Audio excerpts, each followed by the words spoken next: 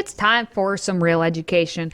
About 60 years ago, way back when in 1960, Harper Lee published a novel called To Kill a Mockingbird, and the book has since been universally praised for highlighting the evil that is slavery. Until now, as social justice warriors seek to ban the book in public schools at least.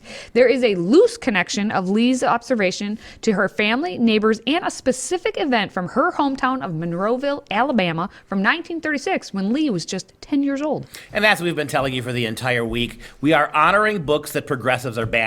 The liberal left, as they continue their post-American assault on what used to be education, they're targeting books like The Odyssey. First couple of days of the week, we gave you an homage to The Odyssey. We showed you some beautiful quotes that now can't be taught to your kids because Homer was white. We showed you the last 2 days, on Wednesday we showed you a quote from The Scarlet Letter.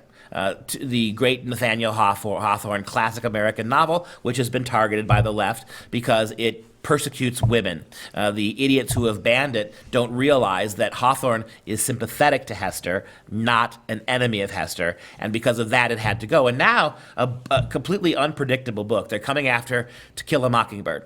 Even though it's one of the great books about race that ever since it was written has been a de facto text that every American school kid had to read to learn about racism. A couple years ago, a British Library Society named Atticus Finch the #1 character in all of literature, and To Kill a Mockingbird, the #1 book everybody should read, ranked ahead of the Bible itself.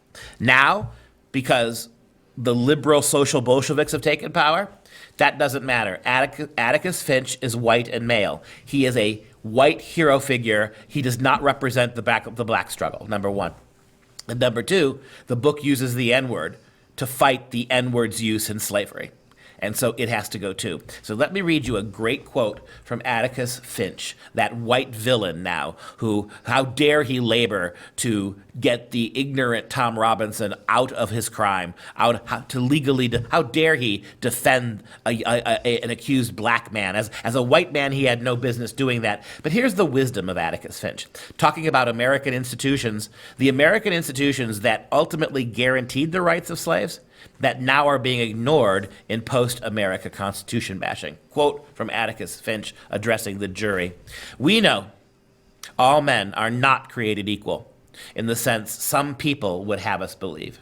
Some people are smarter than others. Some people have more opportunity because they're born with it.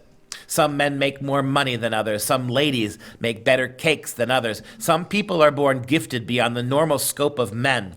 But there is one way in this country in which all men are created equal. There is one human institution that makes a pauper the equal of a Rockefeller, the stupid man the equal of an Einstein, and the ignorant man the equal of any college president. That institution, gentlemen, is a court. It can be the Supreme Court of the United States, or the humblest JP court in the land, or this honorable court which you serve. Our courts have their faults, as do any human institutions. But in this country, our courts are the great levelers. And in our courts, all men are created equal.